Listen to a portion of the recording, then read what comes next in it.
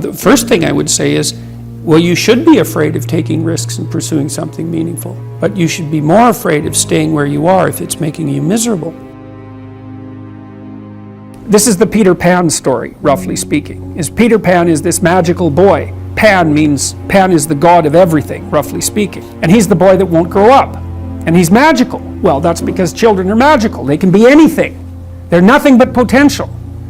And Peter Pan doesn't want to give that up. Why? Well, he's got some adults around him, but the main adult is Captain Hook. Well, who the hell wants to grow up to be Captain Hook? First of all, you've got a hook. Second, you're a tyrant.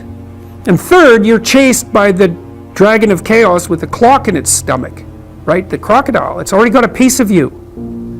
Well, that's what happens when you get older. Time has already got a piece of you. And eventually, it's got a taste for you. And eventually, it's going to eat you. And so Hook is so traumatized by that he can't help but be a tyrant.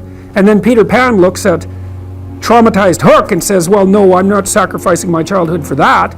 So that's fine, except he ends up king of the Lost Boys. In Neverland, well, Neverland doesn't exist, and who the hell wants to be king of the Lost Boys? And he also sacrifices the possibility that he'll have a real relationship with a woman, because that's Wendy, right? And she's kind of conservative, middle class, London-dwelling girl. She wants to grow up and have kids and have a life. She accepts her mortality. She accepts her maturity. Peter Pan has to content himself with Tinkerbell. She doesn't even exist. She's like the fairy of porn. She doesn't exist. She's the substitute for the real thing. And so, but the dichotomy that you're talking about is very tricky, because there's a sacrificial element in maturation. Right? You have to sacrifice the pluripotentiality of childhood for the actuality of a frame. And the question is, well, why would you do that? Well, one reason is it happens to you whether you do it or not. You can either choose your damn limitation, or you can let it take you unaware when you're 30. The problem with being a child is that all you are is potential, and it's really low resolution. You could be anything, but you're not anything.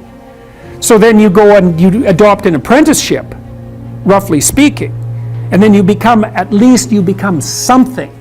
And when you're something, that makes the world open up to you again.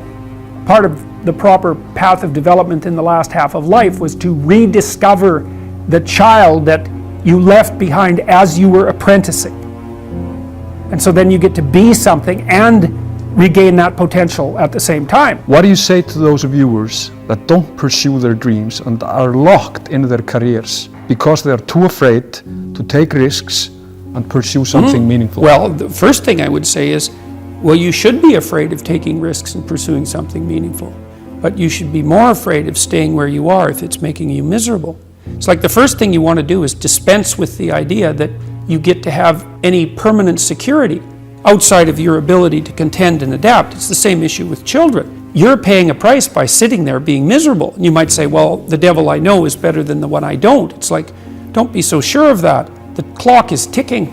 Yeah, and if you're miserable in your job now and you change nothing, in 5 years you'll be much more miserable and you'll be a lot older. It's a luxury to pursue what makes you happy.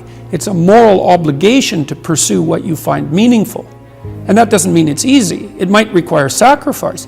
If you need to change your job too, let's say you have a family and children and a mortgage, you have responsibilities.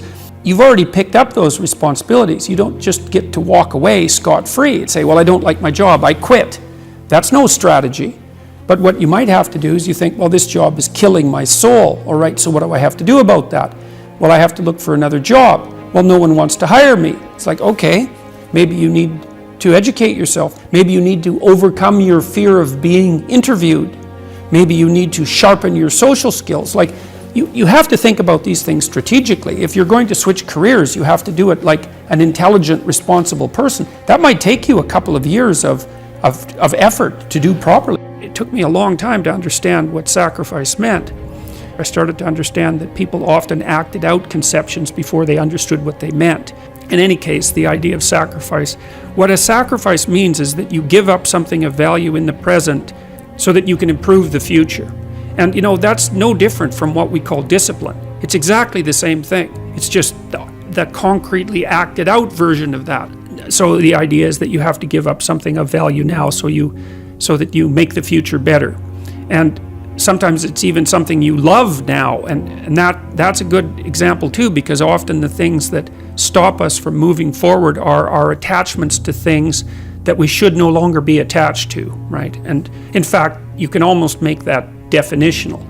If you're not moving forward in your life, there's a high probability that you have some idea or some mode of action or some habit that you're so in love with that you won't let go of it.